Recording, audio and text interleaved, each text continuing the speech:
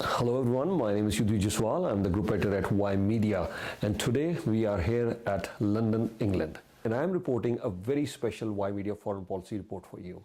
As we all know, US and China. The biggest rivalry of this century is US and China, and recently we saw President Trump visiting China. He has flown back to US, but who won? Whether it was Xi Jinping, the Chinese president, or the US president Trump won. There have been many articles, many discussions on different TV channels.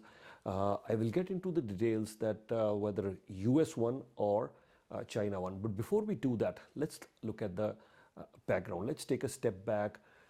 China at one time, they were having challenges with their economy. There was a lot of poverty.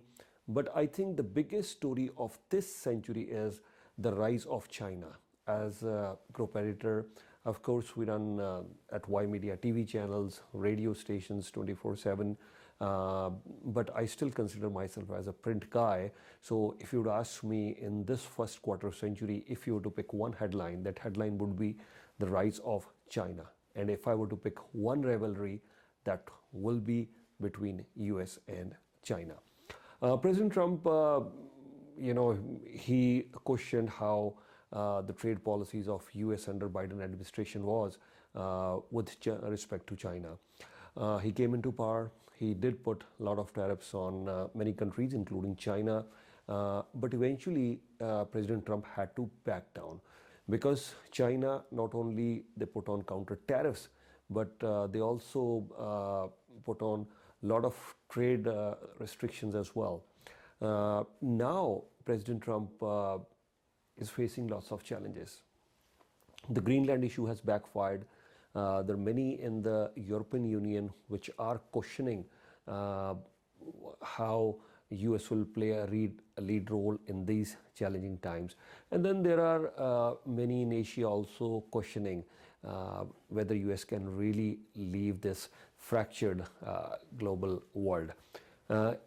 And then you have the Iran crisis. Why I'm saying the Iran crisis? Yes, as much as the US or Israel might have thought that things would be over sooner than later, but here we are. With the Iran crisis still looming and there are other challenges pending in front of Trump, I think President Trump definitely needed a win from China. Precisely, that was the reason that yes, President Trump definitely went to China to offer quite a few things. And of course, he must have been advised that these are the things that US wants from China. Number one, what US wants from China? I think the Iran issue, China has a lot of leverage as far as Iran is concerned. Iran sells almost 90% of its oil to Asian markets, including one of the major buyer is China. Other than that, China supplies a lot of weapons to Iran. So US wanted to make sure that China should stop supplying, for now at least, weapons to Iran, number one.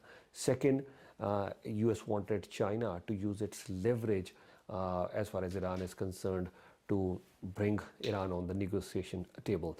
Also, we all know China has been all-weather friend of Pakistan. So from that perspective as well, US would want that China should pressurize Pakistan a little bit more for better negotiating terms.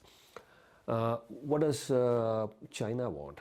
China wants access to all those markets. There were 17 CEOs that went along with President Trump, whether it's the buying of Boeing jets or there are so many other orders. US does want all that. China, as we all know, if you look at the countries who have had trade surpluses, China's there at the top. 1.1 and moving further towards 1.2 and 1.5 trillion dollar trade surplus. That's China for you. China has its own challenges at the domestic level. The domestic consumption is not that high. Then there is real estate issues, other challenges.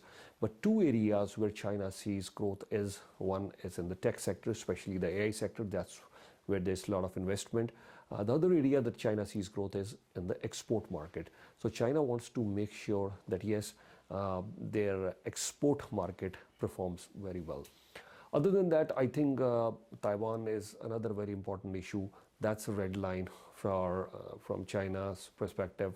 US didn't make, President Trump, he's known for making some sort of statements, whether right or wrong, I leave it up to you to decide. But this time, President Xi or President Trump, I think they followed the script. They didn't make, they didn't go too much out of the script. And precisely that's the reason that we at least saw quite cordial relationship, quite the discussions that we witnessed. Of course, behind closed doors, many things would have happened. There are many sticky points between both the countries.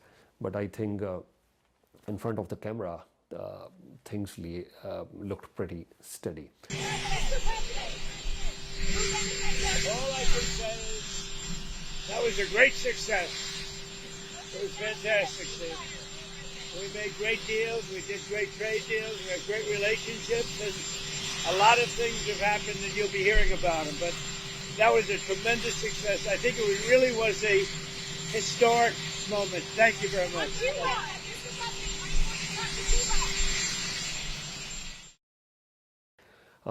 Whether China would agree to US in terms of Iran, only time will tell. For now, it seems like both the countries just wanted to come closer to each other, get on the discussion table, and then let's see where it goes.